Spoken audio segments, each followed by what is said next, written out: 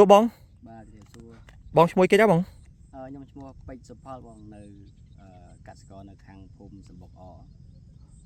បាទ ហើយស្រែបងមានបញ្ហាអីបងថ្ងៃមុននិយាយទៅបញ្ហាស្មៅវាចម្រុះបង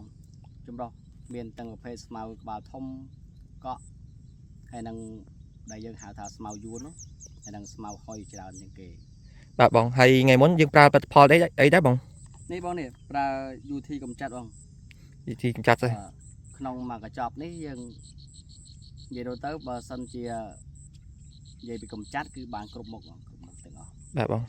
ហើយក្រោយបាញ់មួយថ្ងៃបងដែលឃើញគឺសភាពបង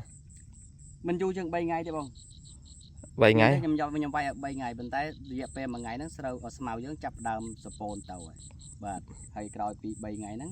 គឺស្មៅយើងចាប់ដើមលួយក្រហមហើយយើងបញ្ចូលទឹកគឺទៅអស់តែម្ដងមកមើលជាក់ស្ដែងលួយខ្លាំងមែនទែនដូចយើងបាញ់ថ្នាំស្មៅកម្ចាត់អាពួក48បាទបងហើយបងទទួលបានប៉ុន្មាន%ដែរបងដែលបាញ់នៅស្រែនេះបងបើនិយាយរឿងឲ្យបន្ទុកមិនខ្ញុំអួតទេបងគឺខ្ញុំឲ្យសល់90%បាទវាស្មៅគឺកម្ចាត់មកស្អាតហើយស្រូវយើងអត់ប៉ះពាល់ទេបើថាអត់ប៉ះពាល់ស្រូវគឺ100%បង100%អត់ប៉ះពាល់ស្រូវបាទបងអរគុណច្រើនហើយបងមានអីផ្ដាំចុងក្រោយទេបងបាទអរគុណដល់ក្រុមហ៊ុនសេសមុទ្រ3ដែលបានណែនាំថ្នាំល្អឲ្យពួកខ្ញុំប្រើហើយក៏ណែនាំដល់បងប្អូនកសិករដែលចាប់ដើមដែលថាចង់បាញ់សម្លាប់ដែលថាយើងរកផលិតផលអត់បានណាបងបាទដែលប៉ះពាល់ស្រូវខ្លាំងនេះ UT កម្ចាត់យើងអាចអត់ប៉ះពាល់ស្រូវទេបងសាកល្បងប្រើនឹងបានលទ្ធផលដូចខ្ញុំបាទអរគុណច្រើនបង